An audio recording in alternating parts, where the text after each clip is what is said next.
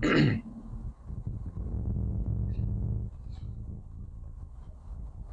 jumpa lagi bersama saya Abdi Jaya Channel. Kali ini saya mau sharing mengenai YouTube. Ini agak melenceng dari channel saya sebenarnya. Cuman banyak teman-teman yang menanyakan soal YouTube atau bikin konten kreator.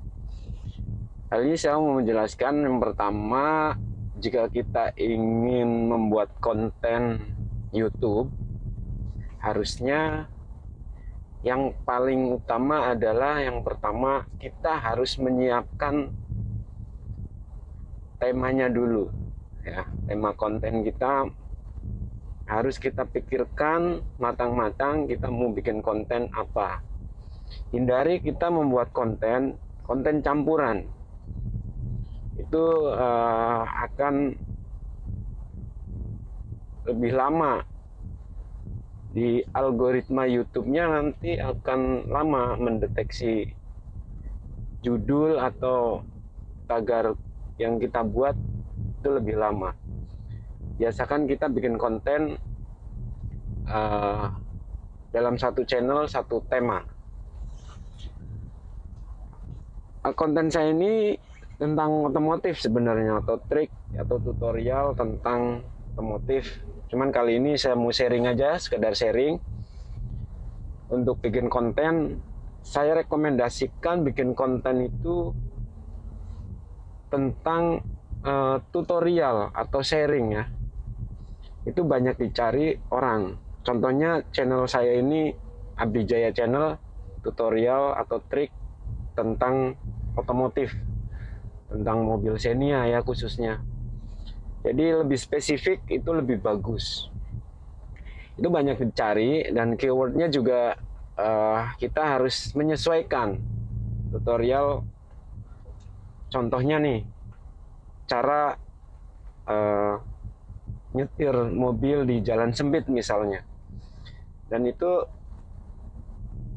pasti kan banyak dicari tuh. Jadi keywordnya juga harus sesuai, spesifik. Secara spesifik itu lebih bagus, lebih baik. Yang kedua, yang pertama tadi kan kita harus menyiapkan temanya, mau bikin konten apa. Yang kedua, kita harus mempelajari dulu kata kunci. Misalnya nih, kita udah menentukan tema tentang mobil Xenia misalnya. Kita harus pelajari di YouTube, kita cari tuh kata kunci mobil Xenia. Nah, yang paling populer di kalimat yang mana? Misalnya, cara membersihkan filter AC misalnya, filter AC pada mobil Xenia misalnya nih, misal aja. Itu yang kalimat yang paling populer yang di atas. Kita ikuti aja dulu. Kita bikin tutorial seperti itu, ikuti yang di traffic yang paling atas, yang trendingnya paling atas ya. Jadi begitu netizen mencari keyword itu, kita akan direkomendasikan oleh YouTube, karena algoritma judul kita itu mirip-mirip dengan channel yang lain gitu ya.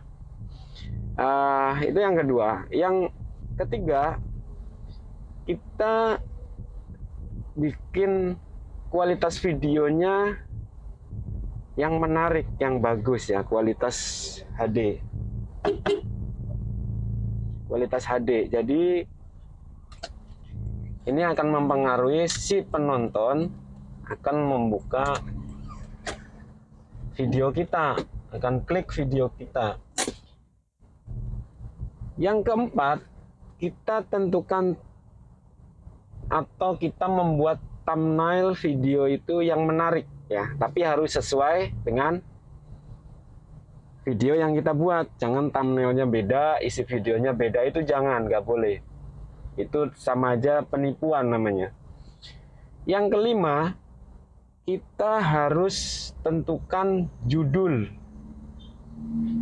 judul, terus deskripsi yang sesuai, yang kira-kira bisa menarik penonton.